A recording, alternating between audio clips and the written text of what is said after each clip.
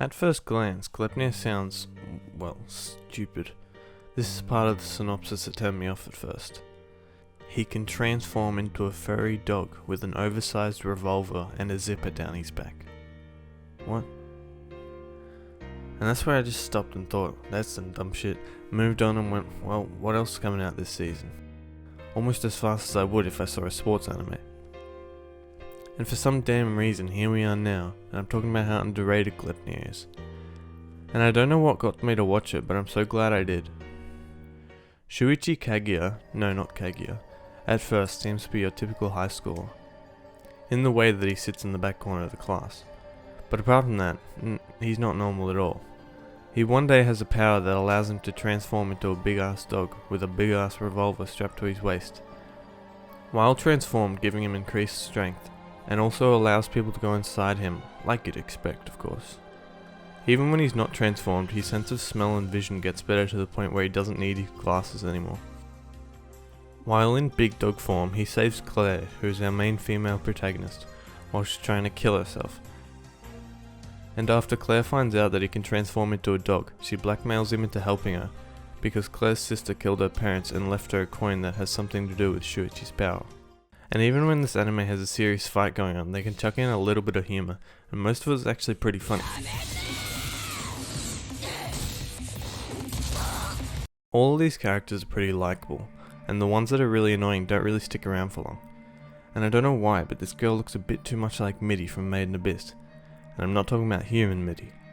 The two main characters work hand in hand very well, and all the flaws that Shuichi has, Claire makes up for, and when Shuichi's power is to pretty much rely on another person fighting with his body, that just makes the bond more important. Even though Shuichi was introduced as the main character, I'd say that the story focuses a lot more on Claire and her past, because Shuichi has always lived a pretty normal life up until now, but Claire has had a lot more happen, so she makes for a more interesting character.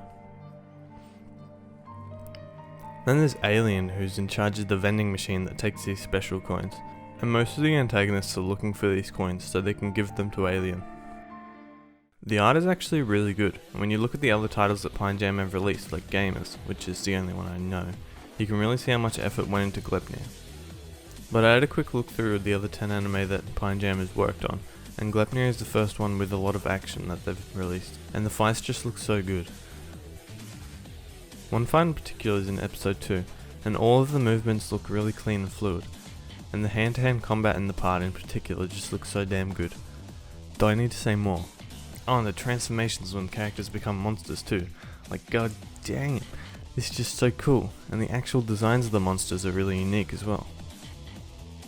But away from the fights, I'd say that the use of lighting always gives the backgrounds a lively feel, even when there's not much else going on.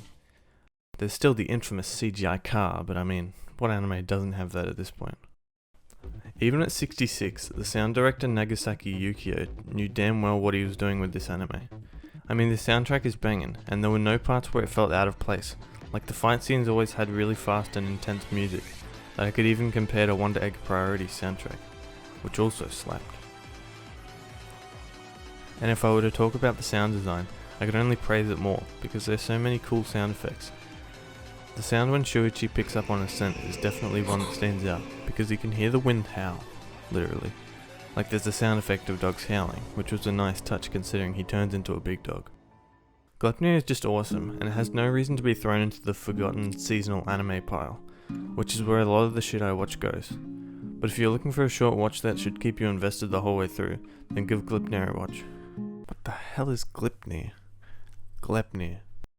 I even bought some of the manga, which is just as good as the anime, but there's one problem that I had with the anime compared to the manga, and that was that the anime was censored. Alright, like and subscribe, you know what to do. I don't need to say anything. Thanks for watching.